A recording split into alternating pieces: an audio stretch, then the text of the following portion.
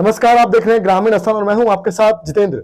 सत्ता का संग्राम कार्यक्रम चल रहा है ग्रामीण स्थान के माध्यम से। इस कार्यक्रम के दौरान हम पहुंचते हैं जनता के बीच और जानते हैं कि जनता के क्या मुद्दे हैं, किन मुद्दों के आधार पर जनता वोट करेगी। साथ ही उन प्रत्याशियों के पास पहुंचते हैं जो अपने आप को प्रबल दावेदार समझ करके इस बार चुनावी मैदान में ताल ठोक रहे हैं और जानते हैं कि उनके क्या मुद्दे हैं, किन मुद्दों के आधार पर वो अपने लिए और पार्टी के लिए वोट मांगेंगे और जनता का विकास करना चाहेंगे। इसी तरह हम मौजूद हैं ओवैसी विधानसभा क्षेत्र में और हमारे साथ मौजूद है राष्ट्रीय लोकतांत्रिक पार्टी से प्रबल दावेदार कहे जाने वाले श्रवण रामजी चौधरी। सर, सबसे पहले बहुत बहुत स्वागत है आपका। धन्यवाद। राम राम। डॉक्टर साहब, जानना चाहूंगा कि सबसे पहले आपका पारिवारिक बैकग्राउंड, किस बैकग्राउंड से लेकर आज इस मुकाम तक है? देखिए, मैं बिल्कुल किसान परिवार से हूँ। मेरे फादर फार्मर हैं। हम अभी भी खेती कर रहे हैं। 140 बीघा में खेती कर रहे हैं और खेती करते करते मैंने एजुकेशन ग्रहण की। एजुकेशन ग्रहण करते करते मैं मेडिकल प्रोफेशन में सेलेक्ट हुआ। मेरा सिलेक्शन होने से पहले मैं जैनान व्यास विश्वविद्यालय में स्टूडेंट था। वहाँ से मैंने ग्रेजुएशन की और ग्रेजुएशन करते करते मेरा सिलेक्शन हो गया। ग्रेजुएशन कंप्लीट की। उसके बाद मैं मेडिकल कॉलेज गया। मेडिकल कॉलेज के अंदर मैं स्टूडेंट यूनियन में था। जयपुर में स्टूडेंट यूनियन में मेरे को स्टूडेंट यूनियन का प्रेसिडेंट बनाया। उस ड्यूरेशन में जब एक कॉलेज लेवल पे लीडरशिप के लिए मुझे मेरे स्टूडेंट ने सपोर्ट किया और मेरा भी इंटरेस्ट था, उससे मैं आगे चलता गया। आगे चलते चलते 2013 के अंदर जब हम मेडिकल कॉलेज स्टूडेंट यूनियन में थे तो राजस्थान के अंदर सबसे मजबूत आवाज किसानों की और मजबूत लीडरशिप हनुमान बेनीवाल जी की आवाज थी राजस्थान के अंदर। उनसे हम प्रभावित हुए और नेताजी से प्रभावित होके नेताजी के हम संपर्क में थे। जब 2018 में पार्टी का गठन हुआ तो नेताजी ने मुझे राष्ट्रीय लोकतांत्रिक पार्टी के प्रदेश कार्यकारिणी में जगह दी और मुझे प्रदेश कार्यकारिणी का सदस्य की जिम्मेवारी दी। मैं उस जिम्मेवारी पे काम करता गया। जब इलेक्शन आए तो इलेक्शन की टाइम, जब फर्स्ट फेज के इलेक्शन जिला परिषद और पंचायत के चुनाव आए तो मुझे डेगाना का सहप्रभारी बना के डेगाना भेजा गया। मैंने डेगाना पे वहां पे 24 सीटों पे प्रत्याशी उतारे और मजबूती से चुनाव लड़ाए। उसमें से कुछ सीटें हमने जीती। उसके बाद में सेकंड फेज के चुनाव आए तो मुझे ओसिया का प्रभारी बनाया गया। उस इंटरवल के बीच में बाई इलेक्शन आए जिसके अंदर साड़ा का चुनाव था, सुजानगढ़ का चुनाव था। मुझे मेरे एक सहयोगी रणदीप चौधरी, युवा मोर्चा के प्रदेश अध्यक्ष, उनके साथ मुझे साड़ा विधानसभा भेजा गया। साड़ा में हमने एमएलए का प्रत्याशी उतारा और मजबूती से वहां चुनाव लड़ाया। उसके बाद में ओसिया के पंचायत समिति और जिला परिषद के चुनाव आए, उसमें हमने यहाँ मजबूती से चुनाव प्रत्याशी मैदान में उतारे। मैं यहाँ का प्रभारी था। ओसिया विधानसभा में हमने पूरे कैंडिडेट खड़े नहीं कर पाए। 12 और 14 सीटों पर हमने चुनाव लड़ाए। 3 सीटें मजबूती से जीते, 7 सीटें सेकंड रहे, कुछ सीटें 7 वोट, 40 वोट, 170 वोट से नजदीकी से हारे। हमने कड़ी टक्कर दी बीजेपी और कांग्रेस को और हमारी वजह से प्रधान डिसाइड हुआ ओसिया का।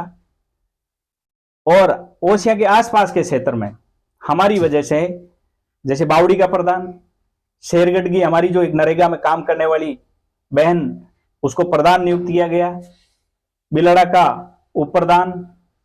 ऐसे करके जो मेरा कैरियर आगे चलता रहा और मैं हमेशा से पार्टी जहां जिम्मेवारी दी मैंने वो काम किया। मेरे कैरियर की स्टार्टिंग की शुरुआत थी। जी डॉक्टर श्रवण राम जी, जानना चाहूंगा कि राजनीति में आने का प्रमुख कारण क्या रहा होगा? क्या इंसिडेंट हुआ होगा कि राजनीति में आने के लिए आप मजबूर हो गए? देखिए, मैंने ये देखा कि जब लिटरेट लोग राजनीति में उनकी भूमिका होनी चाहिए, और मैं किसान परिवार से हूं, मैंने ये देखा कि राजनीति में किस प्रकार से लोग किसानों के ऊपर राजनीति करते हैं, किस प्रकार से बेवकूफ बना रहे। आपने देखा होगा डीजल 100 के आसपास चला गया, लेकिन जब बात महंगाई की करते हैं तो ये लोग बात धर्म की करेंगे।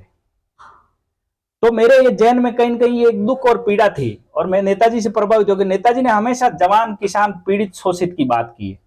जब पीड़ित, शोषित, आप बताओ किस प्रकार से एक दलित महिला के साथ रेप हो जाता है और लोग अपने वोट बैंक की राजनीति के लिए वो बोल नहीं पाते। मेरे जैन में ये बड़ी पीड़ा थी कि लोग कितने दबी हुई राजनीति करते हैं, कितने कहते हैं अपने आप को दबंग है, लेकिन राजनीति वोटों की और वोटों की रोटियां सेकने के लिए वो लोग पीड़ित के खिलाफ, पीड़ित के साथ रह के और कभी आवाज नहीं उठाते हैं पीड़ित के साथ रह के। तो मेरे ये जहन में था भाई क्यों नहीं मैं लिटरेट हूं, मैं मेरे किसान जो भाइयों के लिए, मेरे जवानों के लिए कुछ आवाज बन के आगे आऊं। तो मेरे ये उस चीज से और मैं नेताजी से प्रभावित होकर मैं राजनीति में मैंने कदम रखा। जी, वर्तमान में गहलोत सरकार राजस्थान में कार्यरत है, उनके कामकाज को डॉक्टर सर्वण राम जी कैसे देखते हैं? देखिए, कामकाज खाली कागजों में और धरातल पे दोनों में बहुत अंतर है। हम जिस विधानसभा में बैठे हैं, आजादी के 75 साल बाद पीने का पानी नहीं है, 1000 रुपए देके यदि टैंकर डलाया जा रहा था, आप विकास को देख सकते हो। सड़कों के क्या हालात है, आप इस सड़क यहां से तिमरी से ओसियां आप जाओ, क्या हालात है सड़क के। अब वो सैंक्शन हुआ, बनेगी, 75 साल बाद सड़क अब बन रही है। शिक्षा के लिए बालिका कॉलेज अब जाके आई है 75 साल बाद, ठीक है, जिसमें संपूर्ण स्टाफ नहीं है। एक कॉलेज है ओसिया मुख्यालय पे, उसके अंदर फैकल्टी नहीं है, दूसरे विभाग नहीं है, जो बच्चे पढ़ना चाहते वो विभाग संकाय नहीं है। तो क्या हालात है इस विधानसभा के अंदर।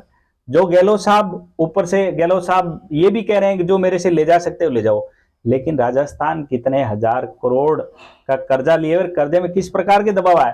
साथ ही साथ मैं ये कहना चाहूंगा कि अपोजिशन की भूमिका राजस्थान के अंदर सिर्फ आरएलपी पार्टी निभा रही है, बीजेपी तो सिर्फ धर्म की राजनीति कर रही है। जब आप विकास की बात करोगे तो ये लोग धर्म, और जब धर्म की बात करोगे तो ये लोग और ही बात करें। आपने देखा होगा पिछले दिनों लंपी बीमारी से लाखों गायें हैं जो मौत के घाट उतरी है। उस टाइम बीजेपी गाय माता कहने वाली बीजेपी कहीं रोडों पे, कहीं लोकसभा में, कहीं विधानसभा में इन्होंने एक शब्द भी नहीं उठाया।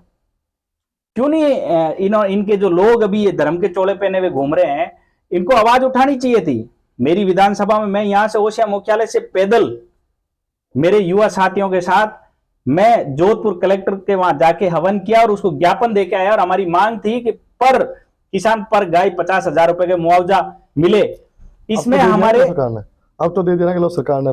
देखिए, मुआवजा ये जब डिक्लेयर हुआ, जब हमारे विधानसभा के हमारे तीनों विधायक जिन्होंने आवाज उठाई और हमारी पार्टी के जगह जगह ज्ञापन हुए, और उसके बावजूद भी मैं तो ये कहना चाहूंगा कि मुआवजा उन किसानों को नहीं मिला, मुआवजा नहीं मिला। ये एक मात्र फॉर्मेलिटी हुई है। इसमें मुआवजा जिन जिन किसानों का नुकसान हुआ है उनके पास तो मुआवजा अभी तक पहुंचा ही नहीं है। मैं तो मीडिया को यह भी कहूंगा कि आप इसकी भी आवाज उठाए कि किन किसानों को मुआवजा मिला और किन को नहीं मिला, तो आपको पता चलेगा कि क्या जो है धरातल पे काम हो रहे हैं। दिग्गज परिवार यहाँ पर राज करता आया है और कर रहा है अभी मदेरणा परिवार। वहां से अभी दिव्या जी मदेरणा यहाँ कांग्रेस पार्टी से विधायक है, उनके कामकाज को डॉक्टर सर्वण राम जी कैसे देखते हैं? देखिए, मैं कोई एनालाइजर नहीं हूं, एनालाइज नहीं कर सकता, लेकिन मैं इतना ही कहूंगा कि जो काम है, जब मैंने आपको पहले भी बताया कि 1000 रुपए टैंकर पानी का डला के रोटी, कपड़ा, मकान, ये जो बेसिक आवश्यकताएं हैं उनमें से पानी, 75 साल बाद यदि शुद्ध पानी नहीं पी सकते अपन, तो आप सोच सकते हो विकास क्या हुआ है। ये हालात है, और गर्मियों के दिनों में ऐसे हालात है कि यहाँ भूजल स्तर, ये वही ओसिया विधानसभा और मतानिया है जहां की यहाँ की मिर्ची पूरे देश दुनिया में प्रसिद्ध थी, आज यहाँ पीने का पानी नहीं है। तो हालात अच्छे नहीं है, जो विकास होना चाहिए वो नहीं हुआ, क्योंकि ये मैं नहीं, ये जनता कह रही है। क्या लगता है राष्ट्रीय लोकतांत्रिक पार्टी, दिग्गज परिवार, इधर बैराराम जी सियोल, पूर्व विधायक और बड़े बड़े नेता यहाँ इस विधान सत्र से आते हैं, तो क्या आप लगता है राष्ट्रीय लोकतांत्रिक पार्टी इस बार मुकाबला कर पाएगी? देखिए, राष्ट्रीय लोकतांत्रिक पार्टी किसान और जवानों और शोषित और पीड़ितों की पार्टी है। इसमें नाम चाहे कहने को कितना ही बड़ा हो, लेकिन आपने पिछले पंचायत समिति चुनावों में देख लिया था, इनको मुंह की खानी पड़ी, बीजेपी को अपनी झोली फैलानी पड़ी, आरएलपी के सामने प्रधान बनाने के लिए गिड़गिड़ाना पड़ा। तो मैं ये कह रहा हूं कि 2023 का ये जो विधानसभा का चुनाव है, ये आरएलपी वर्सेज सामने एक पार्टी का रहेगा, बीजेपी का तो वजूद भी नहीं रहेगा, बीजेपी तो थर्ड पे जाएगी। बीजेपी का कोई वजूद नहीं है, क्योंकि ये आपस में इनकी लड़ाई इतनी बड़ी है, इनको जनता के विकास से कोई मतलब ही नहीं है। इनकी लड़ाई इस लेवल की आपस में ये लड़ाइयां लड़ रहे हैं कि इनको जनता का विकास, इनको जनता के मुद्दों से मतलब ही नहीं है। ये तो मुद्देविहीन राजनीति कर रहे हैं, इनके पास कोई मुद्दा ही नहीं है चुनाव लड़ने के लिए। राष्ट्रीय लोकतांत्रिक पार्टी हमेशा मुद्दों पे और किसानों के हक, जवानों के हक, अधिकार और शोषित पीड़ित की आवाज बन के चुनाव लड़ रही है। आपने देखा होगा, हमने कहा टोल मुक्त राजस्थान होना चाहिए, फ्री बिजली होनी चाहिए, हर खेत पानी होना चाहिए, हर हाथ रोजगार होना चाहिए, रोजगार गारंटी कानून बने। हमारी ये मांग है। टोल फ्री राजस्थान, कौन बात करता है टोल फ्री राजस्थान की? किसान एक ट्रैक्टर खरीदता है, उसके बाद में यदि ट्रैक्टर लेके निकलता है तो उसको टोल टैक्स चुकाना पड़ता है, डीजल खरीदता तो टैक्स जीएसटी देना पड़ता है, टायर डलाता तो टैक्स जीएसटी। आप बताओ कितनी बार टैक्स देगा ये किसान? यूरिया खाद के लिए किसान को लाइन में लगना पड़ता है। किसानों को बेटे बेरोजगार घूम रहे, पढ़े लिखे, रोजगार नहीं है। आप बताओ, बीजेपी ये नहीं बोल रही है? किसान आंदोलन में ये लोगों ने चू नहीं किया। जब ये इनको चुनाव आते तो किसान याद आते हैं। जब मोदी सरकार 3 काले कानून लेके आई थी तो कहां थे ये बॉर्डर पे? शाहजहांपुर बॉर्डर पे, यहां जो आपके सामने बैठा है, यहां से बसें लेके 65 दिनों तक हम कड़कड़ाती ठंड के अंदर सुप्रीमो हनुमान बेनीवाल जी के साथ हमने किसान आंदोलन लड़ा मजबूती से, और जब तक बिल वापिस नहीं हुआ तब तक हम डटे रहे। तो मैं यही कहना चाहूंगा कि ये लोग सिर्फ वोट बैंक की राजनीति करते हैं, इनको इनकी मुद्देविहीन राजनीति है। सिर्फ ये धर्म का नाम जानते हैं, और धर्म के लिए भी जब मुसीबत आएगी तो ये मैदान छोड़ के भाग जाएंगे। ये वो लोग हैं। सर्वनाम जी, पहले भारतीय जनता पार्टी ने शुरू की परिवर्तन संकल्प यात्रा, फिर हनुमान जी बेनीवाल ने सत्ता संकल्प यात्रा। क्या क्या दोनों रिलेशन एक होता नजर नहीं आएगा आगे? देखिए, भारतीय जनता पार्टी के हम नजदीकी नहीं है। ऐसी पार्टी जो किसान विरोधी पार्टी है, जो जवान विरोधी पार्टी है, जो शोषित पीड़ित की विरोधी पार्टी है, हम उसके नजदीक नहीं जाना चाहेंगे, बिल्कुल नहीं जाना चाहेंगे। क्योंकि जो किसानों का नहीं वो हमारा नहीं, जो जवानों का नहीं वो हमारा नहीं। तो हमारा अपना वजूद है। राष्ट्रीय लोकतांत्रिक पार्टी का अपना वोट बैंक है। राष्ट्रीय लोकतांत्रिक पार्टी अपने दमखम पे चुनाव लड़ेगी राजस्थान की 200 विधानसभाओं के अंदर। सत्ता संकल्प यात्रा से चुनाव में फर्क पड़ेगा? देखिए, सत्ता संकल्प यात्रा से क्यों नहीं पड़ेगा? क्योंकि हमारे किसानों के नेता किसानों के बीच में, जवानों के बीच में, प्रत्येक विधानसभा मुख्यालय, प्रत्येक कस्बे पे जा रहे हैं। तो निश्चित रूप से परिवर्तन, बहुत बड़ा परिवर्तन होगा। और ये परिवर्तन का आगाज सालासर से चल के अन्य विधानसभाओं में होते हुए आगामी 3 तारीख को ओसियां विधानसभा के मथानिया, तिवरी, ओसियां में पहुंचेगी। और यहाँ के जवान, किसान, पीड़ित, शोषित प्रत्येक वर्ग, 36 कौम के लोग हमारे साथ हैं और मजबूती से परिवर्तन होगा यहाँ। सर्वनाम जी, जानना चाहूंगा कि अगर राष्ट्रीय लोकतांत्रिक पार्टी आपको मौका देती तो इस ओसिया विधानसभा क्षेत्र के कौन कौन से बड़े मुद्दे रहेंगे जिन मुद्दों को लेकर आप जनता के बीच जाएंगे? देखिए, ओसियां विधानसभा के अंदर सबसे बड़ी पानी की समस्या है। भूजल स्तर यहाँ गिर चुका है। सबसे पहला जो साफ, शुद्ध, स्वच्छ जल प्रत्येक घर को पीने का पानी मिले, प्रत्येक गांव ढाणी तक चलने के लिए सड़क मिले। आप हालात ये देखोगे, बबुल की झाड़ियों के अंदर ऐसे रास्तों के हालात हैं कि आप यदि गाड़ी लेके निकलोगे तो आप जा नहीं पाओगे। यदि वहां यदि आदमी बीमार हो जाए तो अस्पताल तक नहीं पहुंच सकता। दूसरा, मैं ये कहना चाहूंगा कि स्वास्थ्य के क्षेत्र में आज ओसियां का अस्पताल है, वो कर्मोन्नत होना चाहिए, बड़ा बनना चाहिए, बिल्डिंग अच्छी होनी चाहिए, पूरे स्टाफ होने चाहिए, वो नहीं हो पा रहा है। किन कारणों से रुका, किन कारणों से स्टे आया है?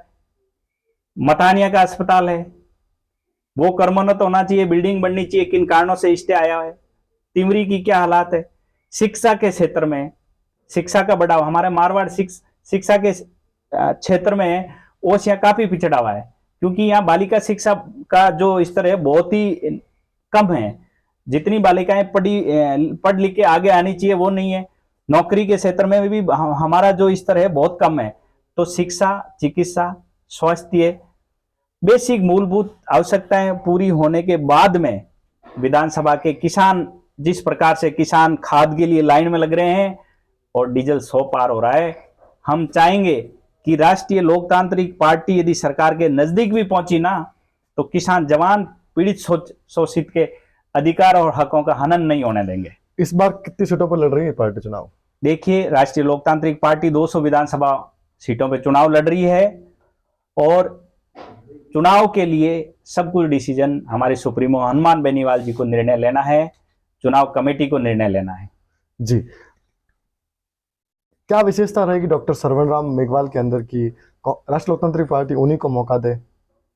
देखिए, मैं डॉक्टर सरवण चौधरी, मैं मेरी तरफ से मैं पूरी तरह से कोशिश कर रहा हूं, पार्टी के लिए समर्पित भाव से मेरा काम कर रहा हूं। ये निर्णय पार्टी को लेना है। दूसरा, मैं मजबूती से अपना फील्ड वर्क कर रहा हूं। आज के जमाने में जो राजनीति चल रही है वो राजनीति सिर्फ और सिर्फ पैसे की राजनीति होगी। आप देखो, किसी पार्टी को कुछ कराना हो, प्रोग्राम करा दो, नाचने गाने वाले बुला लो, अरे उससे पीड़ित शोषित के लिए आपने क्या किया? उसके लिए कौन आवाज उठाएगा, कौन बात करेगा? आज इलेक्ट्रिक शॉक से हमारे गांव के अंदर एक भाई के हाथ नहीं है, उसकी आवाज बन के कौन उभरेगा? इस प्रकार से लाखों एग्जाम्पल है। इनको मतलब नहीं है, इनको चोला पहनना है, धर्म और चोला पहनना, इनको कर्म करना नहीं है, और ये उस प्रकार की राजनीति करना चाहते हैं। मैं उस प्रकार की राजनीति नहीं करना चाहता और उस प्रकार की राजनीति से दूर रहना चाहता हूं। जी, अंत में डॉक्टर सरवण साहब क्या कहना चाहेंगे ओसिया की जनता से? देखिए, मैं जनता से यही अपील करूंगा कि जो ये लोग इस प्रकार से आपको धर्म के नाम पे, आपको अलग अलग चीजों के नाम पे बरगलाएंगे, बरगलाना नहीं, आपको ये अपने विवेक से निर्णय लेना है कि वोट किसको देना। वोट उसी को देना जो जवान, किसान, पीड़ित, शोषित की आवाज बन के उभरे। और आज जिस प्रकार से आपके सामने वोट मांग रहा है, आज वो 24 घंटे आपके आगे पीछे घूम रहा है, चुनाव के बाद में भी वो इस प्रकार से आपके बीच में रहे और आपकी आवाज उठाता रहे। जब आप दुख तकलीफ में हो तो रात की 2 बजे आपका फोन उठा सके, ऐसे आदमी को वोट देना जो किसान, जवान, पीड़ित, शोषित की आवाज बन के उभरे ओसियां विधानसभा के अंदर। मैं यही अपील करूंगा ओसियां की जनता से। जी, ये थे हमारे साथ डॉक्टर सरवण जी चौधरी, जिन्होंने वादे काफी बड़े किए हैं। अब देखना है कि जनता जनादेश कितना देती है। क्या राष्ट्रीय लोकतांत्रिक पार्टी ओसिया विधानसभा क्षेत्र से इनको मैदान में उतारती है, तो आने वाला वक्त बताएगा। सियासत की कुर्सी पर कौन बैठेगा, सियासत का ऊंट किस करवट बैठेगा, ये तो देखने वाली बड़ी बात होगी। अभी के लिए बस इतना ही। देखते रहिए ग्रामीण आस्थान, सत्ता का संग्राम। क्या नाम है? जितेंद्र सेन और पवन वैष्णव के साथ।